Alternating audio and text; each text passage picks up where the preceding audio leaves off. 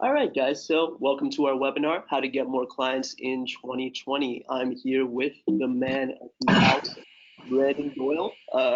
Here's a little bit of Brandon's resume, and it's pretty impressive. He's the team leader of the Doyle Real Estate Group and the author of two great books for realtors, Mindset, Methods, and Metrics, and Real Estate Marketing Playbook. He was also nominated for Inman's Innovative Realtor of the Year, among other things, being an early adopter of aerial photography. How are you doing today, Brandon? Doing great. Thanks for having me. Absolutely. So, a little bit about the structure of this webinar. I'll spend about 10 minutes or so interviewing Brandon, then we'll open it up from questions from the audience. We're hoping to wrap things up around 12:30 Central Time. So, let's get this show on the road. And, so Brandon, you pretty much literally wrote the book on real estate marketing. So let's talk a little bit about your strategy. We know that you're trying a lot of different things over at your business. So how do you measure the success of everything that you're doing? Yeah, so it's really important to look at where your sales are coming from the previous year, and that will allow you to make better decisions going forward. But we started by tracking everything in Excel, and we noticed a lot of our business was coming from our sphere of influence, referrals, obviously, and yet we were spending a disproportionate amount of money on things like Zillow. So we kind of changed our strategy that way. But currently, we're seeing a lot of business coming from just organic online sources like on Google and YouTube, Yelp, by getting a lot of reviews. And so we measure our success by tracking where we're spending our dollars and where our money is coming in. And we've evolved from using Excel. Now we use a product called Sisu. And it works out really well for us for tracking our day-to-day activities, as well as where our lead sources is, our return on investment, cost per lead, cost per sale, that type of thing. So you mentioned a little bit about how organic is working well for you. How about paid search? Have you been utilizing that? Has it been working for you?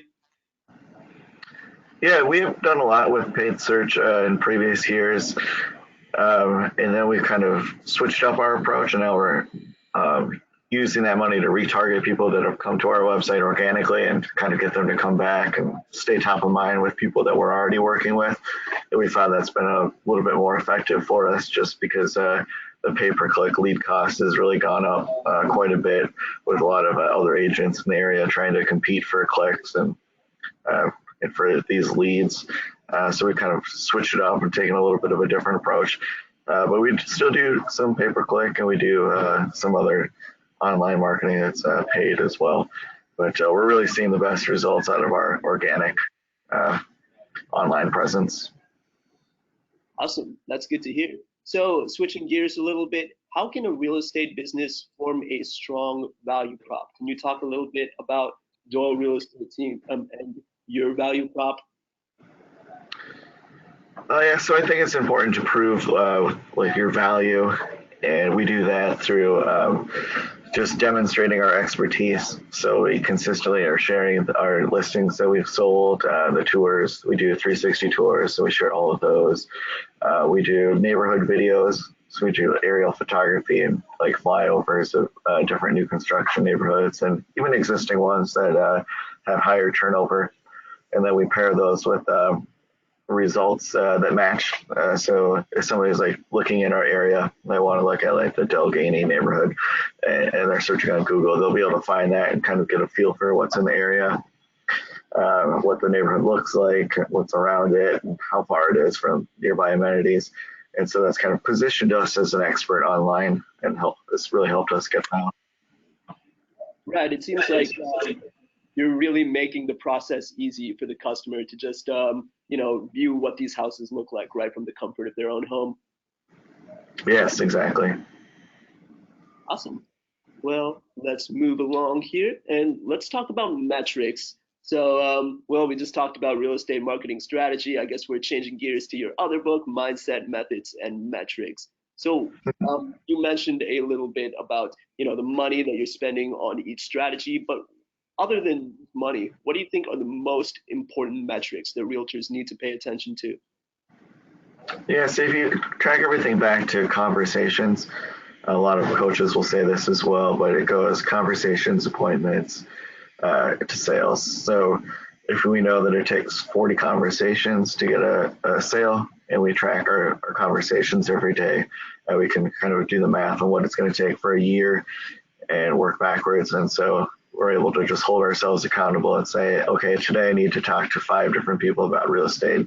And if at the end of the day I've done that consistently, I know that I should hit my goals for the year. So how do you track these conversations that you and your team are having? yeah, we're actually using a product called Sisu. It's at 5 o'clock every day. It just tells us to input our numbers, and it's really simple. Plus button, for each category. We're able to put that in, and then when we have an appointment, we can enter that as well and capture the client's information, and we're able to track from there what we go from appointments to signed contracts to under contract for purchase, and then all the way through closing. So we keep track of those dates, and it kind of gives us an idea of like what the conversion cycle is like, how long it's taking from the time that we first come in contact with somebody and to when we actually are at the closing table. And of course that varies, and so it's interesting to look at it for different lead sources, whether it's a referral or if it's like an online lead. We're finding that our organic leads and our referrals, those convert a lot faster, so they're a lot more valuable for us as opposed to random web inquiry that might be like pay-per-click. Those tend to take a lot longer. So it's been a very interesting insights that we've been able to pick up on there. Definitely. So if somebody wants to start improving on the amount of conversations that they're regularly having with their clients, how could they go about that? So what I recommend to do is just find what works really well for you, because each person's going to be different. Some people love like internet leads. I love working that style of business. Some people like to go networking, just meet new people that way. Others are okay with like door knocking or cold calling or doing open houses. So just figure out what works well for you, and then measure what it takes to get a sale doing that, and then you can kind of scale up. So you're either going to spend check equity, pay for more leads, or you're going to spend sweat equity and just spending more time, whether that's out doing open houses or following up with people, but just figuring out what works for you and then scaling that up. Awesome. Well, let's change gears here again. And the webinar is called How to Get More Clients in 2020, but let's take a look back at things that have worked in the past. Let's talk about low tech marketing, things like so billboards and things like magazine ads. Do they still work? Well, there's a guy here in Minnesota that does a lot of billboards, and he'll probably tell you that they work. But unless you have a lot of money, I don't think that's a very good tactic for most people. So I'd probably start small. Start with your sphere of influence. Your phone is free to use. You probably have unlimited calling or texting on there. So start there. Also adding in like social media and using it in an organic fashion. So it's a real one-to-one connection that you're making and adding value. You're going to have a lot more success. As far as print goes, it does have success if you're able to commit to it over a long period of time. I'd say no less than a year. I don't know that I think magazines would be worthwhile, but certainly direct mail, just because there's not a lot of people doing it anymore. So that's kind of become more popular. I see. So for most businesses out there, you'd say that, it's probably better to focus, like you said, on those one-to-one relationships and maybe things like online presence. Yes, definitely. Absolutely. Well, let's talk a little bit about how your business has used innovation to stand out. I know you mentioned aerial photography a little bit earlier, but I've heard that you've also used VR. Can you tell me a little bit about that? Yeah, so the first time I was nominated for Intimate Innovator Realtor of the Year is because we were doing aerial videos and photography, and this was like long before anyone else was doing anything like it. So I think we've been flying drones for about 8 years now. I've since stopped, and we just outsource everything. So now with the FAA, the rules and everything, and just video editing is so complex that it made more sense to outsource. But anyways, yeah, that was a really good point of differentiation. Early on, we got some good media attention from that. We're in the newspaper, we got on TV, and then I also got into 360 photography. So a lot of people might have heard of like Matterport. We use a company called Real Vision. The same thing. It's a DSLR base, but you can tour the property. And it's really high quality. And it comes with floor plans and everything. So we got some more notoriety about that. We've been doing that for about 5 years now. And then we had the world's first virtual brokers open where we did VR headsets, and you could actually tour other models as well as the house that we were actually sitting in at the time. And so that was pretty cool. Practicality wise, like probably not a lot of people are going to put on a headset to view a property, but to be able to use it on an iPad or a computer anywhere in the world, anytime, like I call it a digital showing. I think that adds a lot of value and really helps agents set themselves apart. And it really builds up a portfolio. So like right now we have about 100 properties that we have shot. And so when we meet with a seller, I can say, you know, this is something we do for every listing, not just like the $1 million listings we do it for. You have a $100,000 condo, townhome as well. So that's really helped us there. But yeah, the VR thing was more of a gimmick and kind of to see that we could do it. And then it was kind of fun to get in the paper again for that. So I bet. So if a realtor wanted to start with something like aerial photography or virtual reality, how would you, advise that they go about that? You know, honestly, I would just find a vendor in your area that's already doing it and then have them do it, just because the technology is evolving so quickly. It's kind of cost prohibitive to get into, but there's a lot of technical part of it. Like anyone could go buy a drone right now, or anybody could go buy this 360 camera.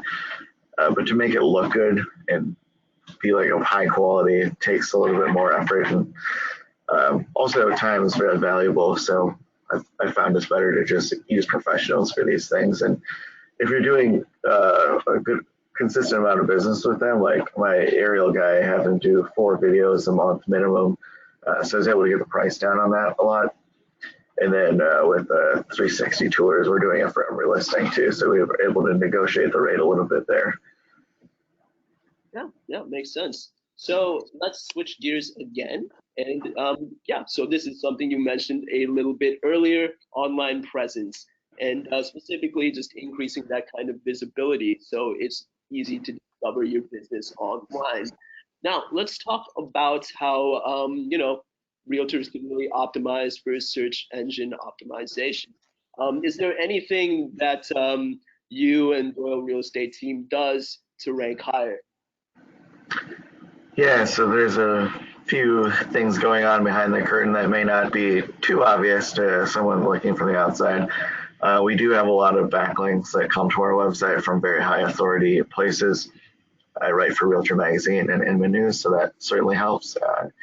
But then also getting quoted in like the Star Tribune, which is our local or regional newspaper, it's lended a lot of credibility there, and that helps with the Google search. But also YouTube is like the second largest search engine, and so having videos related to the things that we're talking about has helped us with ranking. It also stands out a lot too when you do a search and you see 5 results and one of them shows an image or it's obviously a video. The people are more likely to click on that. So that's been huge. Blogging about local content, so anything that's related to your community that was like, so that somebody's searching, like, so we're in Maple Grove, so someone search for Maple Grove Realtor, Maple Grove Real Estate, we're more than likely going to come up. And then we do a lot with like the neighborhoods, the schools, local amenities, and that way it's called like a long tail keyword or a long tail search. So the idea there is that homes for sale in Maple Grove is too competitive, but I can say homes for sale in Maple Grove or like Delgany neighborhood or Rush Creek Elementary, and then you're getting all those little pieces which add up to a larger portion than just the main search. And what you'll find is that the people that are searching more specific, those are people that are more serious because they've narrowed down their search a little bit further. So they're not just looking for any home in Maple Grove, they might be looking for a new construction home under $500,000 or something like that. And so really diving into those types of topics and doing that consistently we've been doing it for several years now, but it takes quite a while to work your way up. So those are big. Using meta tags is big.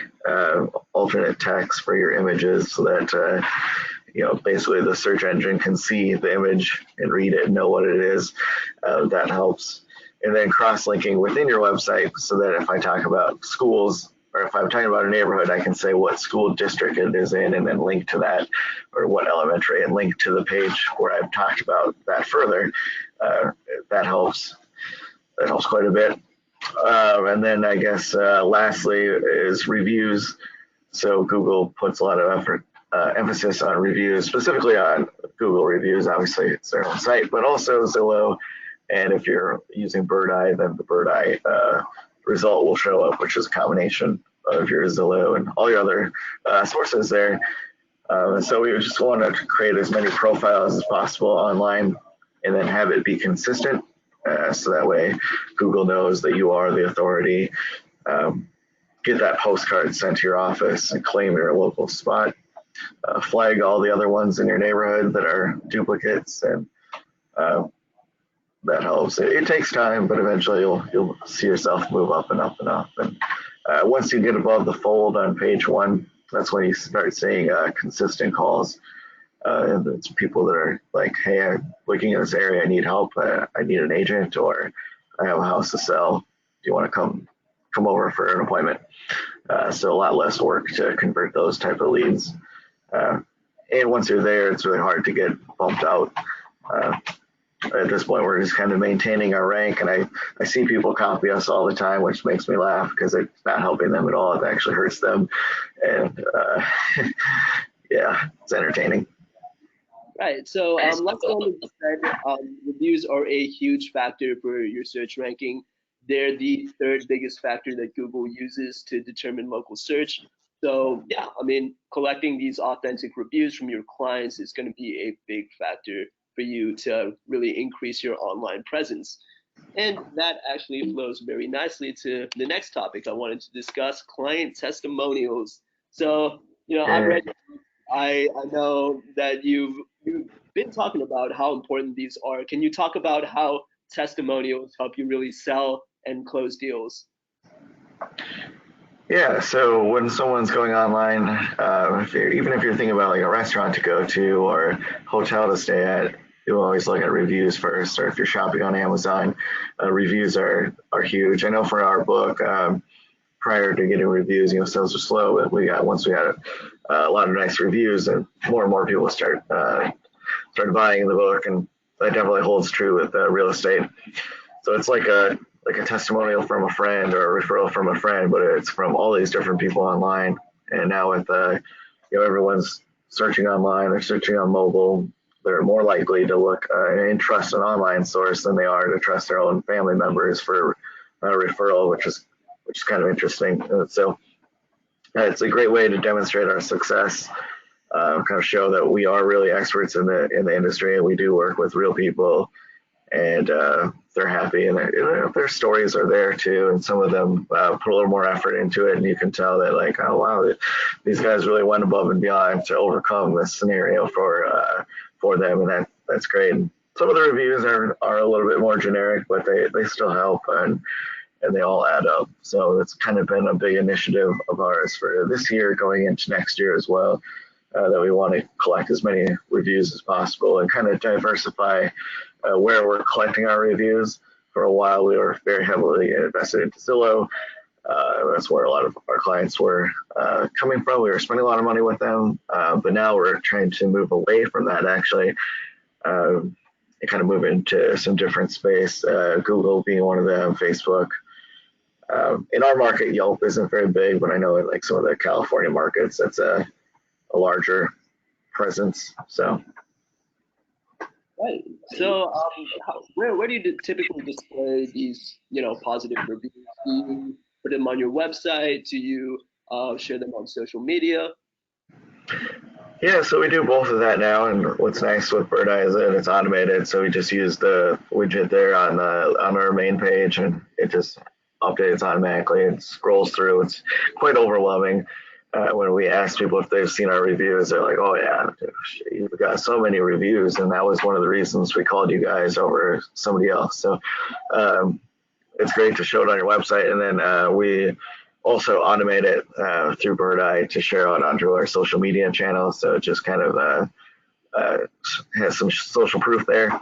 What's really nice is if you're able to then share that on your personal page and then tag the person that you helped and thank them for the nice comments, then their friends will then see the nice review that they wrote for you, and they're a little bit more obligated to give you referrals too. So that helps. Absolutely. And like you just heard Brandon say, reviews are a great form of social proof. Clients are really hoping to work with the best, and when they see something like 200 reviews or 100 reviews that are just glowing, it shows something. It shows that this is someone that clients are happy to work with.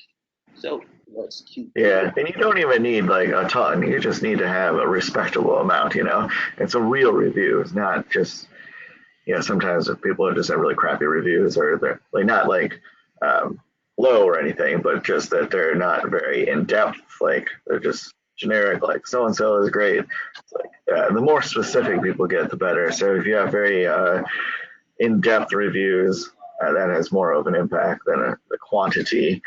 And honestly, if you have too many reviews, then they may have the perspective that you're too busy for them. So uh, we've been fine. We're at like I think that last slide showed that we have 115. I don't know how current it is, but yeah, 115 5-star. The irony with those 4 stars is they're really 5-star. It's just like one thing or another they didn't mention, and then if it's Facebook, they don't count how many stars. So it's kind of weird how it's reported, but it doesn't matter. Just having a good amount of reviews doesn't need to be a ton. Quality over quantity is very impactful. Right. You certainly don't want to have zero in any platform. So if Zillow is important to you, you should probably get some there. If you're doing advertising on Google, you should probably have some there. If you use Facebook a lot, you should probably get some there too. So try to spread it out. And different clients use different platforms themselves more often. So like if the person came from Zillow, they're more likely to give you a review on Zillow. Whereas if they've never been on Zillow, they probably aren't going to want to sign up and make an account. So they might be more likely to give you a review on Google or Facebook. Right. Yeah. So, like Brandon mentioned a little bit earlier, Facebook is a little bit weird. It doesn't have the 5-star system like most other review sites. It has just recommend or don't recommend. So, yeah. And yeah, let's move on here to get chosen with customer reviews, something we've been talking about. But yeah. So, Brandon, how do you get your clients to leave reviews? So I think the most impactful thing that I've learned from just going to different conferences and talking to other agents that have had a lot more success even than we've had is to ask earlier in the transaction and consistently throughout.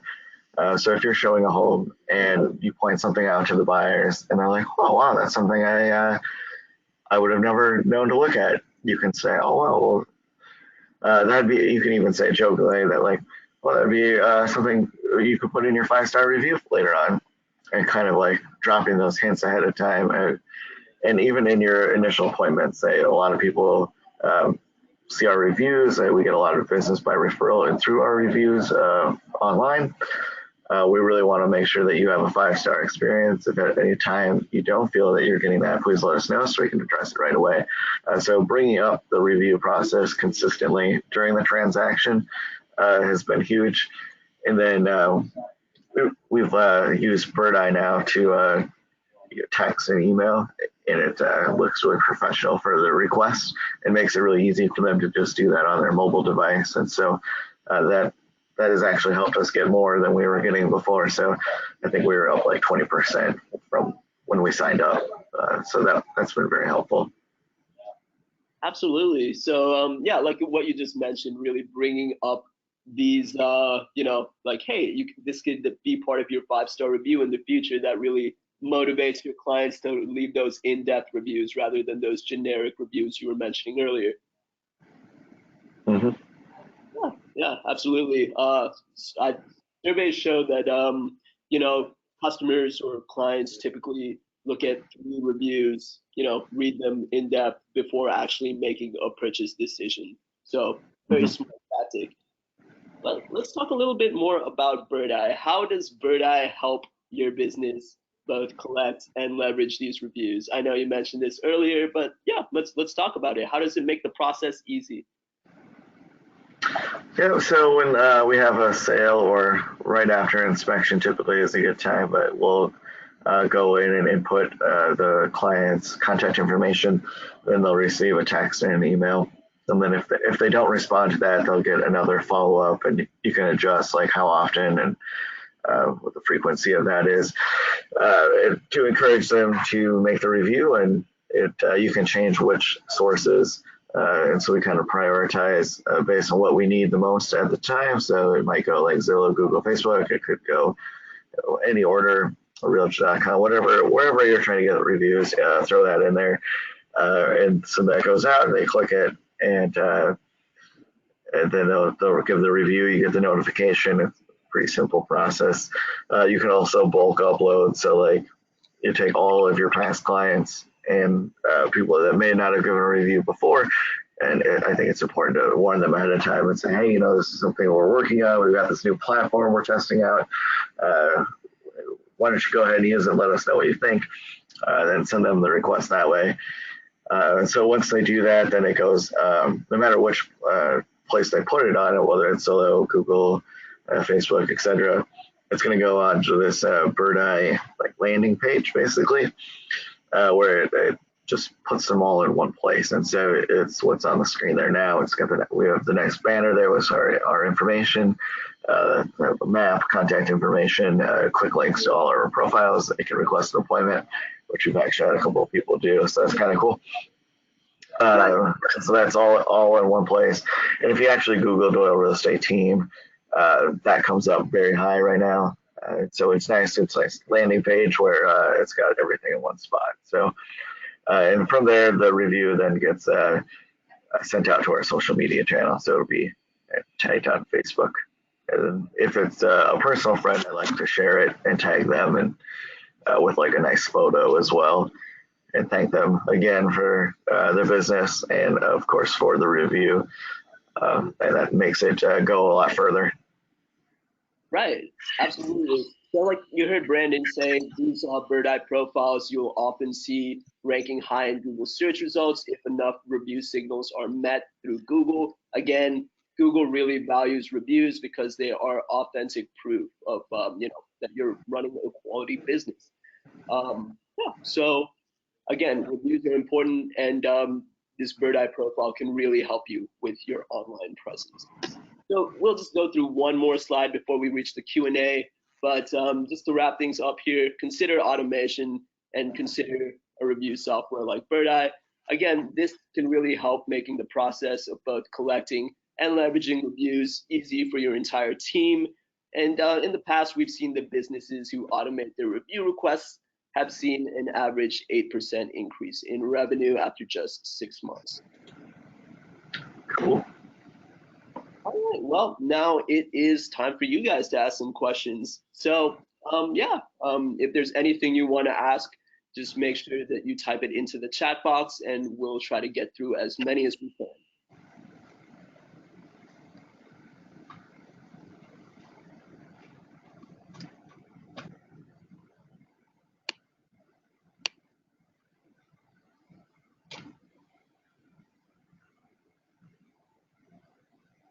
All right, so here's a question.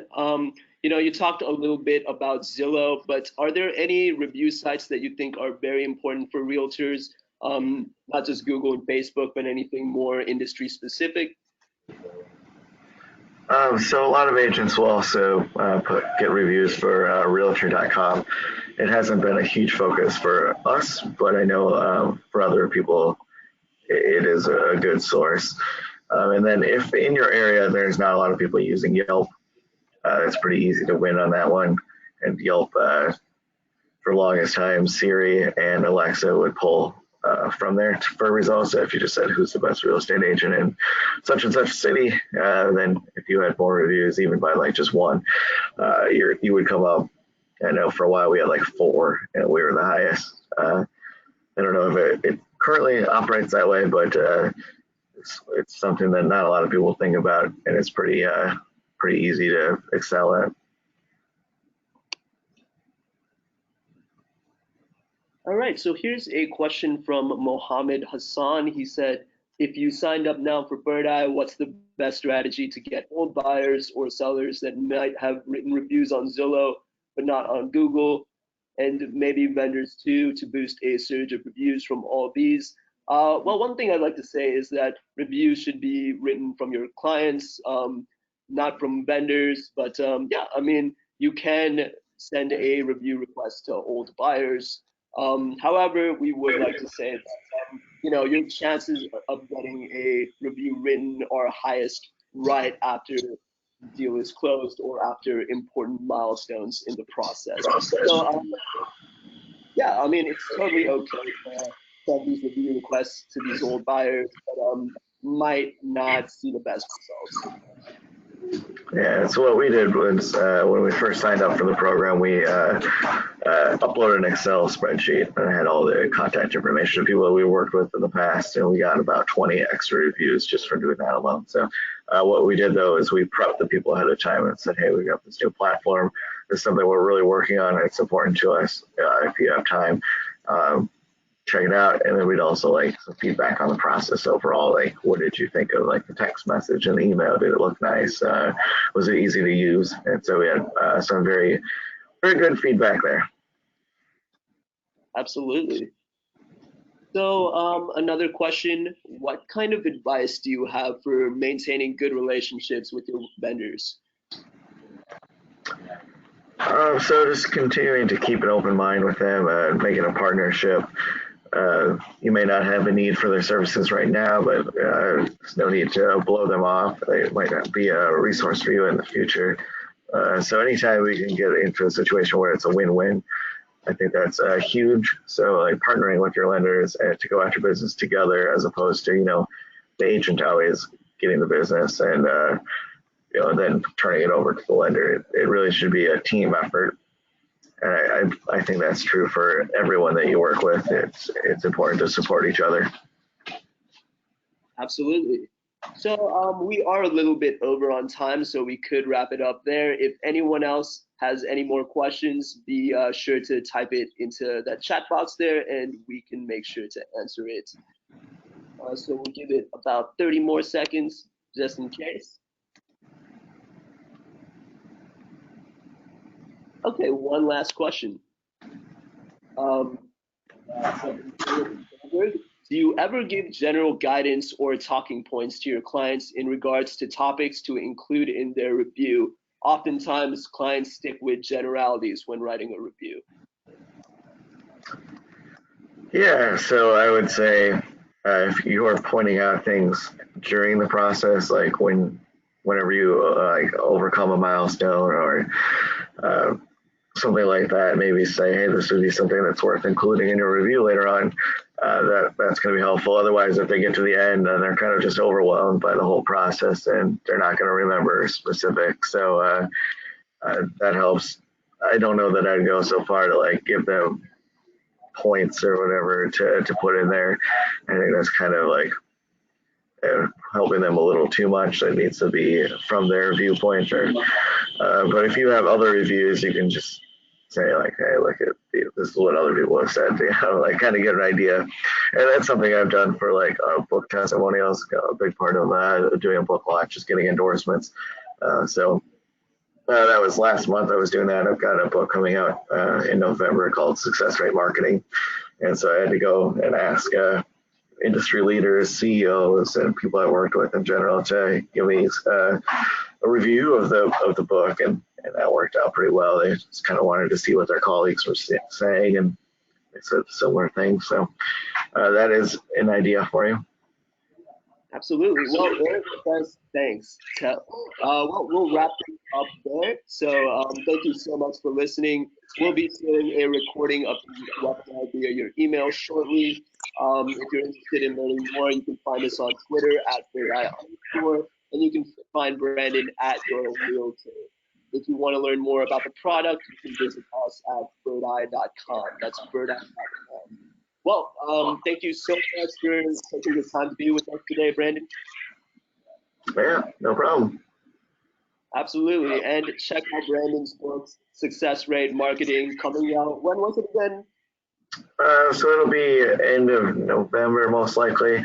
I have a order, just went to the printer yesterday, and then it's getting uploaded to Amazon today. So there's a little review process for that, but I anticipate that by mid to late November, it should be available to purchase. And it's also being recorded for Audible right now, which is honestly where a majority of our book sales happen. A lot of people like to just listen on the go. So for Mindset Method and Metrics, by far, that's where people have been ordering it. So go check that out for sure. Well, hey, again, thank you guys all so much for listening, and we'll wrap it up right here. Have a great day, everyone. Take care. Bye now.